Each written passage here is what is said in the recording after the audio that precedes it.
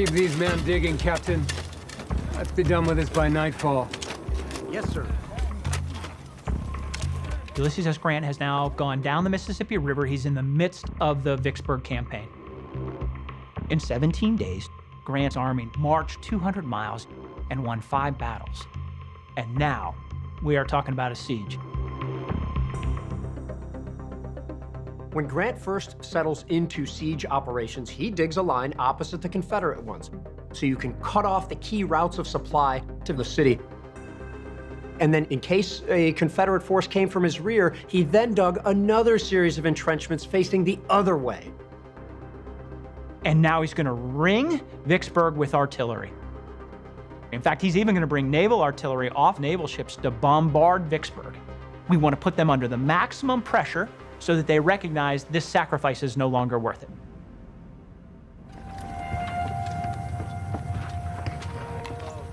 The primary strategy of any siege is isolating the people you are besieging inside, causing them to use up both their military resources, but especially their food, to force them to capitulate.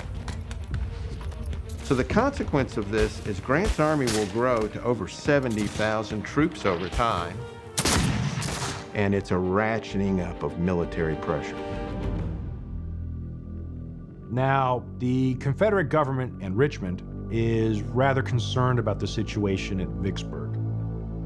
And there has emerged a group that believes that less focus needs to be placed on the east, where things are going well, and more focus needs to be put on the west, where things are not going well.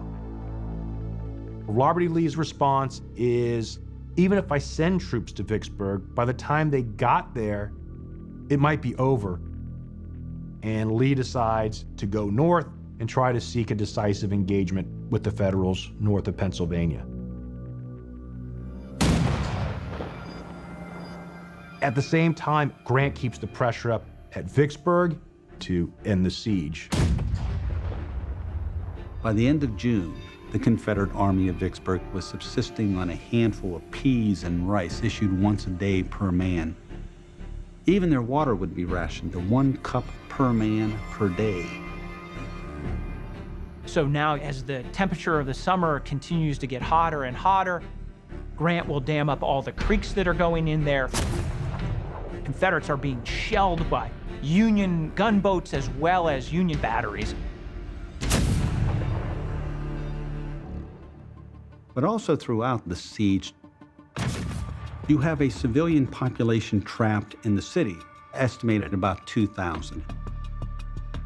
And the citizens lived underground in man-made caves to escape the constant bombardment of Union cannon and heavy mortar. And about the only time they came out of these caves is when the Union artillerymen ate their morning, noon, and evening meals. Grant knows full well the suffering of the civilians in Vicksburg. He doesn't relish any of it, but I think he does believe, without breaking the will of the Southern people, that this war is not going to come to an end. These civilians at Vicksburg, who weeks earlier were able to get all the food they needed, were clearly starving. And they started eating anything that moved, rats included. And by early July, it was clear that the Confederates were near the end of their rope.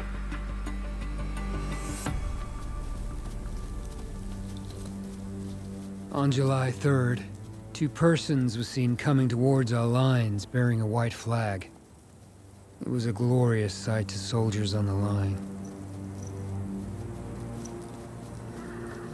And on the hot afternoon of July 3rd, at the very same time Pickett's legions were storming over the stone wall at Gettysburg, the Confederate commander, John Pemberton, would ask Grant on what terms he would receive the surrender of the city.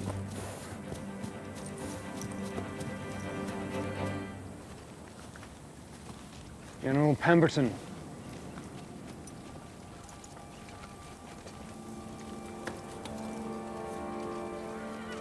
Your terms, General, surprise me. I propose... No proposals. Terms won't change. Unconditional surrender.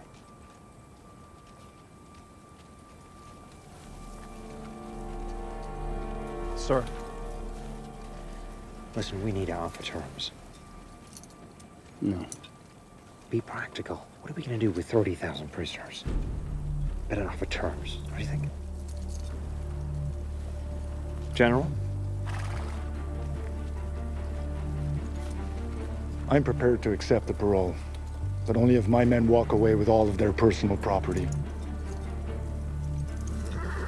By personal property, do you mean to include slaves? Sidearms, horses, no slaves. No slaves leave with you. You have until 10 o'clock tonight. Then we attack the city.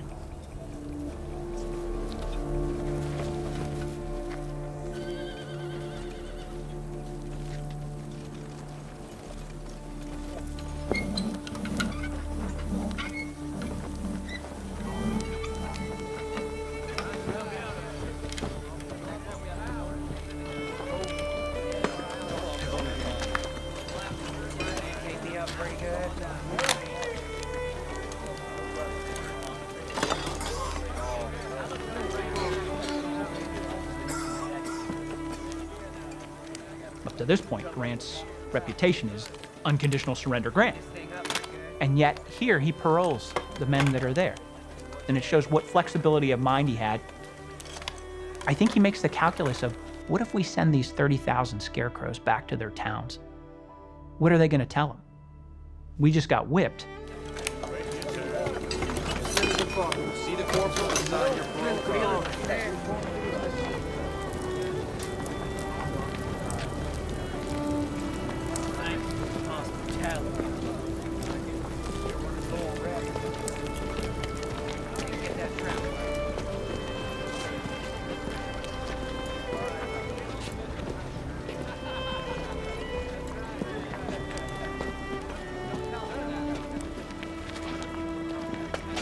General Grant.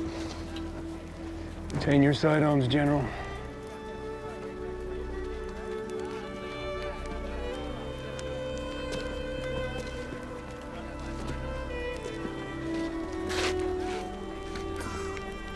The enemy had been suffering, particularly towards the last.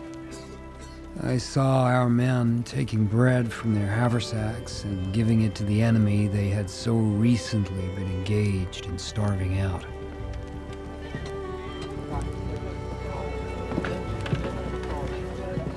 Grant doesn't have a hatred of Southern people. He sees them as Americans that have gone astray. He doesn't agree with their cause, but he cares for the people themselves. That really colors the way he deals with the Confederates throughout the Civil War. Vicksburg surrenders, and the Mississippi is open. And as Lincoln says, the Father of waters flows again, unvexed, to the sea. And the great thing is that the news comes to him the same weekend as the news of the victory at Gettysburg.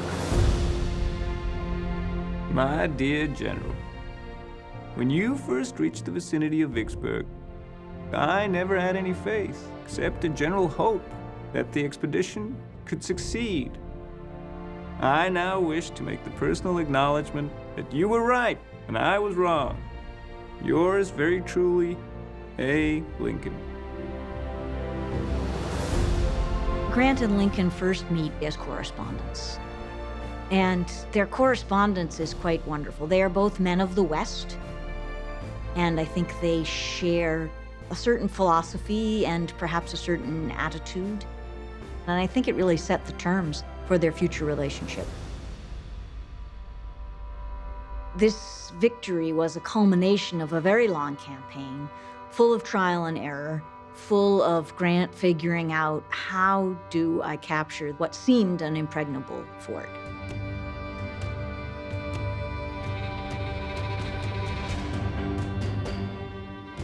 The Vicksburg campaign has been studied by military professionals ever since July of 1863.